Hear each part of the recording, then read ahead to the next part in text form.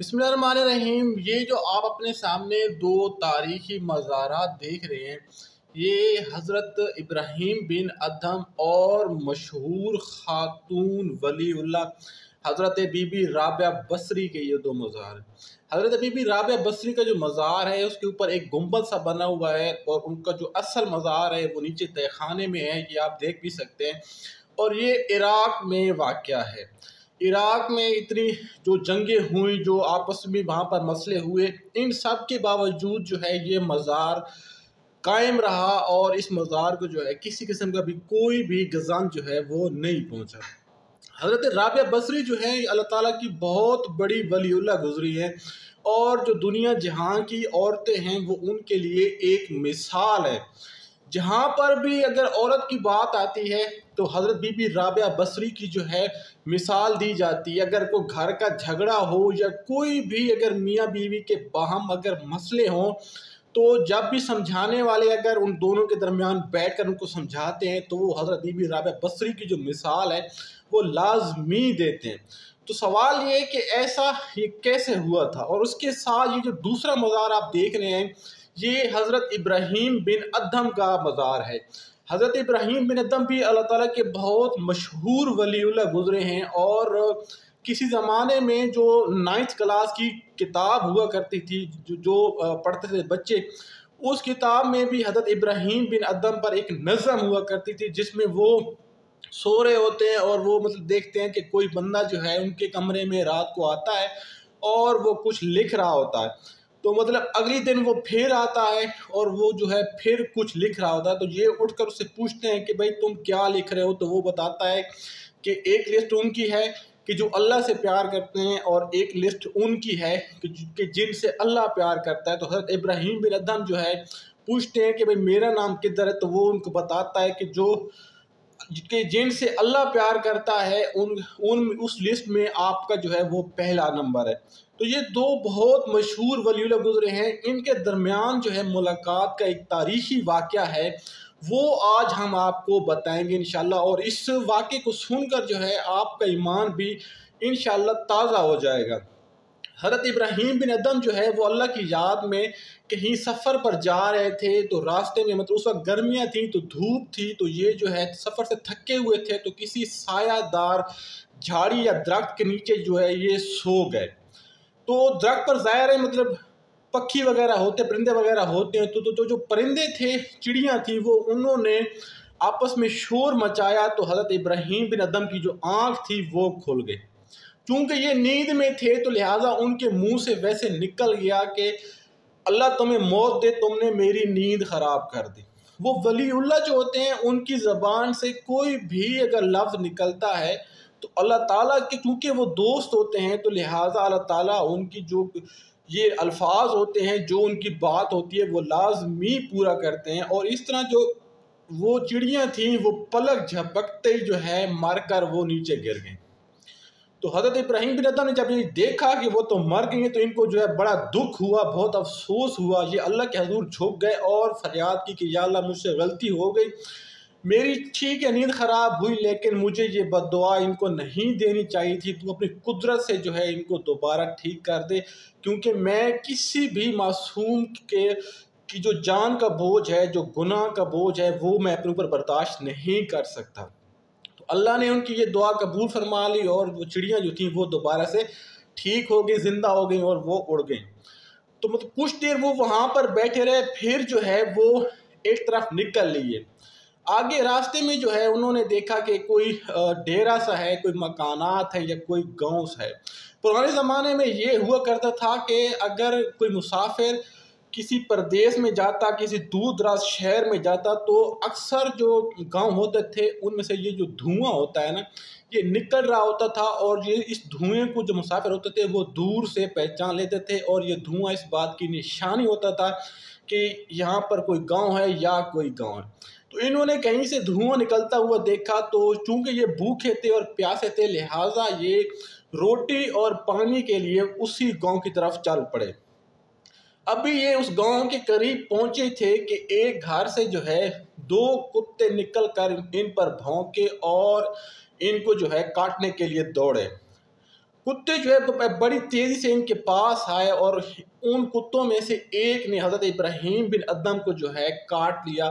तो हज़रत इब्राहीम को बड़ी तकलीफ़ हुई और उन्होंने मतलब उसी असना में बद्दुआ दी कि अल्लाह तुम्हें मौत दे, तुमने मुझे काट लिया। लेकिन उनकी इस बद्दुआ का जो है उन कुत्तों पर कोई असर नहीं हुआ और वो लपक लपक कर इन पर भौंकने लगे और इनको काटने के लिए वो इनके और करीब होने लग गए। तो हज़रत इब्राहीम बिन अदम जो है बड़े हैरान हुए कि एक तरफ वो चिड़ियाँ थी, मैंने उनको बद्दुआ दी तो उसी वक्त वो मर गई, लेकिन ये कुत्ते जो हैं मैंने इनको बद्दुआ दी है तो इनको कुछ भी नहीं हुआ। अभी वो इसी हैरानगी में अपनी लाठी के साथ कुत्तों को हंकाने की कोशिश कर रहे थे कि उनके कानों में किसी औरत की आवाज़ गूंजी। औरत कह रही थी कि इब्राहीम तुमने वीराने में चिड़ियाँ तो मार दी हैं, लेकिन ये जो कुत्ते हैं ये बग़ैर मालिक के नहीं हैं, ये मालिकों वाले कुत्ते हैं, तुम्हारी बद्दुआ से नहीं मरेंगे। तो हज़रत इब्राहीम बिन अदम ये बात सुनकर बहुत हैरान हो गए और उन्हें इस बात की सबसे बड़ी हैरानगी थी कि ये औरत कौन है कि जिसको इस सारी बात का पता है कि वीराने में उनके साथ क्या हुआ और उनकी बद्दुआ से जो है वो चिड़ियाँ कैसे मर गईं। इन्होंने जो है सर उठाकर देखा कि तंदूर पर जो रोटी पकाते हैं वहाँ पर एक काली सी जो औरत है वो रोटियां भी लगा रही थी और इनसे बात भी कर रही थी। तो उसने जो है कुत्तों को फिचकारा तो कुत्ते इनसे दूर हो गए और हज़रत इब्राहीम लपक कर उस औरत के पास गए।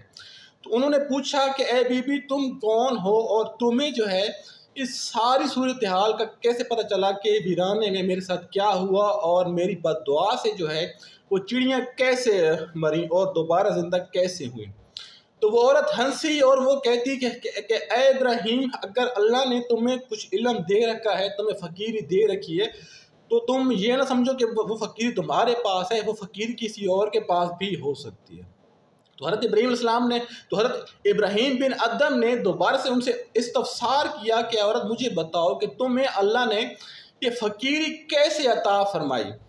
तो वो औरत जो है अफसरदा हो गई और वो बताने लगी कि ए इब्राहीम मेरी शादी को तकरीबन 10 से 12 साल हो चुके हैं और शादी के बाद जो है अल्लाह ने मुझे औलाद की नेमत से महरूम रखा।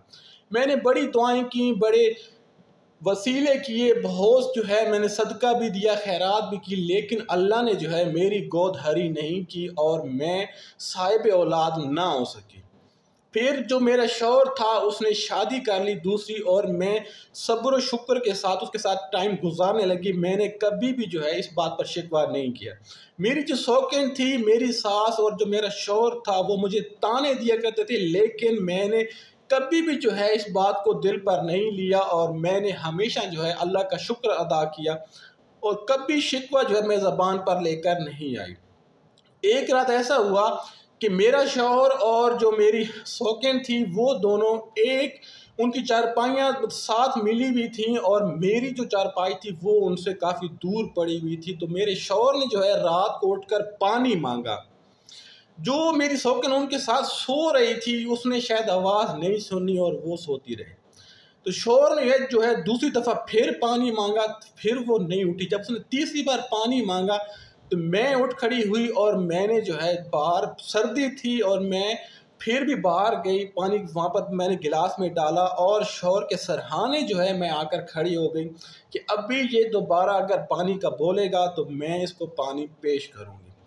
लेकिन शौहर ना उठा और पूरी रात गुजर गई।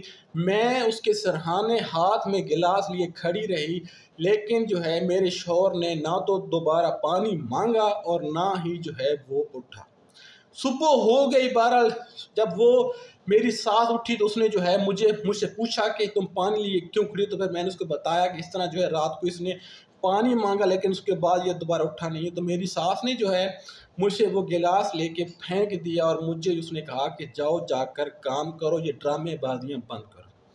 तो उसके बाद जो है मेरी दुनिया ही बदल गई। शायद उस रात की जो खिदमत के सिले में अल्लाह ताला ने मुझे फ़कीर अता कर दी और मेरा जो दिल था, मेरा जो ज़हन था वो अल्लाह की रास्ते में, अल्लाह ताला की इबादत में ऐसा मगन हुआ कि मैं दुनिया ही भूल गई, मैं सब कुछ भूल गई। अब मैं हूँ अल्लाह की इबादत है और बस, बाकी मुझे दुनिया जहाँ का कोई भी होश नहीं है। तो हज़रत इब्राहीम बिन अदहम जो है उनकी ये बात सुनकर बड़े हैरान हुए और आपने जो है उनको ढेर सारी दुआएं दी और आप वहाँ से चले गए। तो इस कहानी से जो है हमें दो सबक मिलते हैं। पहली बात तो ये है कि जो शौहर होता है वो किसी भी औरत का मजाजी खुदा होता है। अल्लाह ताला ने अगर औरत को किसी के सामने झुकने का हुक्म दिया होता तो वो शायद उसका खामद ही होता। बाज़ औरतें जो होती हैं वो अपने खामद के साथ अच्छा सलूक नहीं करती हैं, वो नमाज भी पढ़ती हैं, अल्लाह के अहकामात भी मानती हैं, लेकिन अपने शौहरों की जो ताबेदारी है वो नहीं करती। तो याद रखें कि जो औरत अगर अपने खामद की फर्माबरदार नहीं है तो वो कभी भी जो है हकीकी मायने में मुसलमान नहीं बन सकती और ना ही जो उसकी इबादत है वो कबूल हो सकती है। और बाज़ लोग ऐसे होते हैं कि जिनको साला साल लग जाते हैं अल्लाह के रास्ते में, लेकिन उनको जो है फ़कीरी नहीं मिलती, उनको कशफ हासिल नहीं होता। लेकिन कुछ ऐसे खुश नसीब भी होते हैं कि जिनको अल्लाह ताला जो है ख़ुद अपने हाथ से फ़कीरी देते हैं, कशफ देते हैं और वो वलीउल्लाह जो है वो बन जाते हैं। तो हमारी भी दुआ है कि अल्लाह ताला हमें भी जो है अपने नेक और पाकबाज़ बंदों में शामिल करे। हमारा भी जो कोई अमल है, कोई ऐसा अमल अल्लाह ताला अपनी बारगाह में कबूल फरमाए कि उसके तुफ़ैल जो है हम भी उसके बदलीदा बंदों में शुमार हो जाएं और अल्लाह ताला के इनाम व इकराम के हकदार ठहरे। तो अगर आपको हमारी वीडियो पसंद आई तो प्लीज़ इसको लाइक और शेयर लाजमी कीजिएगा। अल्लाह ताला हम सब का हामी व नासिर हो, आमीन।